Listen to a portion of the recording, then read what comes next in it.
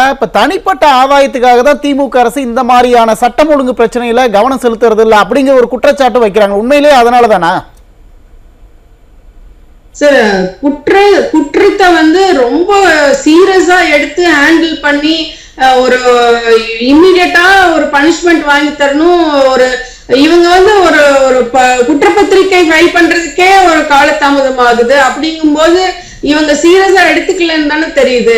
So இது எல்லா இதை விட இது ரொம்ப ப்ரையாரிட்டியா எடுத்து பண்ணக்கூடிய விஷயம். பெண்களுக்கு பாதுகாப்பு அப்படிங்கிறது எவ்வளவு முக்கியமான விஷயம். அதுலயுமே இந்த மைக்ரண்ட் ஒர்க்கர்ஸ் எல்லாம் பாவம், அவங்க நம்மள நம்பிதாங்க சார் அங்கிருந்து வர்றாங்க.